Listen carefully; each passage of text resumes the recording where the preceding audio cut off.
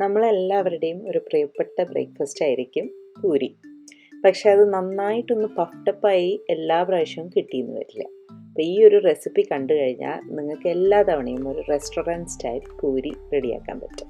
എല്ലാവർക്കും ഒരിക്കൽ കൂടി എൻ്റെ ചാനലിലേക്ക് സ്വാഗതം. അപ്പോൾ നമുക്ക് എത്രയും പെട്ടെന്ന് പണി തുടങ്ങാം.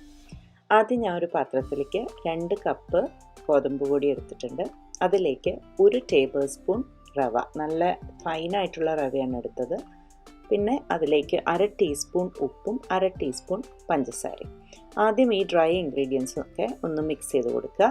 അതിനുശേഷം 1 ടേബിൾ സ്പൂൺ ഉരുക്കിയ നെയ്യ്, ഇതും അതിൽ നന്നായിട്ടൊന്ന് മിക്സാക്കി കൊടുക്കണം. അതിനുശേഷം മാത്രമേ നമ്മൾ വെള്ളം ഒഴിക്കാൻ പാടുള്ളൂ.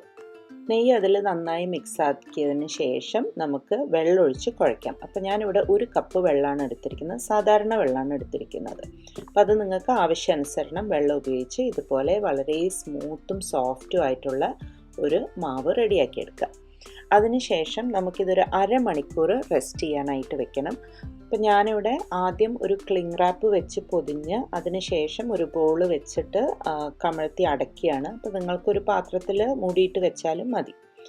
1/2 മണിക്കൂർ കഴിഞ്ഞ് നമ്മുടെ മാവ് ഒന്നുകൂടി നല്ലോണം സോഫ്റ്റ് ആയിട്ടുണ്ടാവും. ആ വെള്ളമൊക്കെ അതിൽ നന്നായിട്ട് അബ്സോർബായി നല്ല പഞ്ഞി പോലെ ഉണ്ട്. ഇപ്പം പണി ചെയ്യാനുള്ള എളുപ്പത്തിനും മാവ് വരണ്ട് പോവാതിരിക്കാനുമായിട്ട് ഞാനിതിൻ്റെ പകുതിയാണ് ആദ്യം എടുക്കുന്നത്. അപ്പം മറ്റേ പകുതി എപ്പോഴും കവർ ചെയ്ത് വെക്കാനായിട്ട് ഓർമ്മിക്കുക, അല്ലെങ്കിൽ അത് വരണ്ട് പോകും.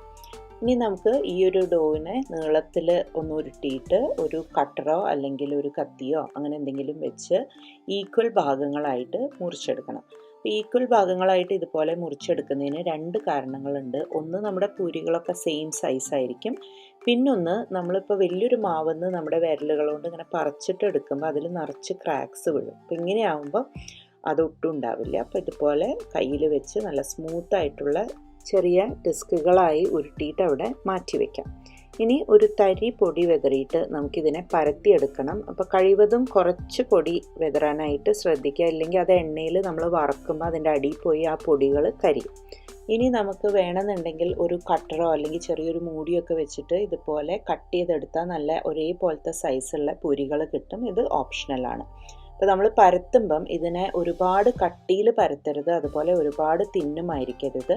ഏകദേശം ഈ ഒരു തിക്നെസ്സിലായിരിക്കണം പരത്തേണ്ടത്. പരത്തിക്കഴിഞ്ഞ പൂരിയെ ഞാൻ എൻ്റെ അമ്മയൊക്കെ ചെയ്യുന്ന പോലെ ഒരു മാഗസിനിൽ വെച്ച് അടുത്ത പേജിൽ അടുത്ത പൂരി വെച്ച് അങ്ങനെ മുഴുവൻ പരത്തി കഴിഞ്ഞിട്ട് ഒരുമിച്ചാണ് ചുടുന്നത്. മിക്ക ആൾക്കാരുടെ അമ്മമാരും ഇങ്ങനെയാവും ചെയ്തിട്ടുണ്ടാവുക. ഞാനിവിടെ അടുപ്പത്ത് എണ്ണ ഒരു മീഡിയം ഹൈ ഹീറ്റിൽ ചൂടാക്കി പൂരി ഇടുന്ന സമയത്ത് മീഡിയത്തിലേക്ക് കുറച്ചു. ഹൈ ഹീറ്റിൽ വെച്ചിട്ടുണ്ടെങ്കിൽ പൂരി പെട്ടെന്ന് കരിഞ്ഞു പോവും, പഫ്ഡപ്പ് അത്ര ആയിന്നും വരില്ല. അതുപോലെ ലോ ഹീറ്റ് ആകുമ്പം എണ്ണ ഒരുപാട് കുടിച്ച് ശരിക്കും വേവാതെയാണ് നമ്മുടെ പൂരി ഉണ്ടാവുക. ഒരു മീഡിയം ഹീറ്റിൽ നമ്മളിതുപോലെ അതിനെ ഇട്ടതിന് ശേഷം ഒരു കണ്ണപ്പ വെച്ചിട്ട് ഇതുപോലെ എല്ലാ സൈഡും തിരിച്ചും മറിച്ചും ഇട്ട് കൊടുക്കുമ്പോഴേക്കും നമ്മുടെ പൂരി ഇവിടെ നല്ല പഫ്ഡപ്പായിട്ട് വരും. പിന്നെ പൂരി വറക്കുന്നതിൻ്റെ ഇടയിൽ എണ്ണയുടെ ചൂട് കൂട്ടിയും കുറച്ചും റെഗുലേറ്റ് ചെയ്ത് കൊടുക്കാൻ മറക്കരുത്. ഇനിയിപ്പോൾ നമുക്ക് പൂരികൾ കണ്ടിന്യൂസ് ആയിട്ട് ഇട്ട് കൊടുക്കാം, കാരണം ഒക്കെ റെഡിയാക്കി പരത്തി വെച്ചിട്ടുണ്ടല്ലോ. അപ്പോൾ മാഗസിനിൽ വെക്കുമ്പോൾ നിങ്ങൾ ഒരു കാര്യം പ്രത്യേകം ശ്രദ്ധിക്കേണ്ടത്, അതിനെ അവിടെ ഇട്ടിട്ട് കുറേ നേരം പോകാൻ പാടില്ല. പരത്തിയിട്ട് അതിൽ വെച്ച് കഴിഞ്ഞാൽ ഉടനെ തന്നെ വറക്കണം. ഇപ്പോൾ ആരെങ്കിലും ഹെൽപ്പ് ചെയ്യാനുണ്ടെന്നുണ്ടെങ്കിൽ അതാണ് ഏറ്റവും നല്ലത്. കാരണം പൂരി ഉണ്ടാക്കുമ്പം ഒരാൾ പരത്താനും ഒരാൾ ചുടാനും ഉണ്ടെങ്കിൽ വളരെ സൗകര്യമായിരിക്കും. അങ്ങനെ നമ്മുടെ റെസ്റ്റോറൻറ്റ് സ്റ്റൈൽ പൂരി ഇവിടെ റെഡി ആയിട്ടുണ്ട്. എല്ലാവരും പൂരി എക്സ്പേർട്സ് തന്നെ ആയിരിക്കും. പക്ഷേ എങ്കിലും പഫ്ഡപ്പ് ആവാൻ വല്ല ബുദ്ധിമുട്ടുണ്ടെങ്കിൽ എൻ്റെ ഈ കുറച്ച് ടിപ്സ് വെച്ചിട്ട് ഒന്ന് ട്രൈ ചെയ്ത് നോക്കൂ. എല്ലാവർക്കും ഈ വീഡിയോ ഇഷ്ടപ്പെട്ടു എന്ന് വിചാരിക്കുന്നു. Thank you for watching. അടുത്ത തവണ വീണ്ടും കാണുന്നവരെ take care and have a wonderful day. By.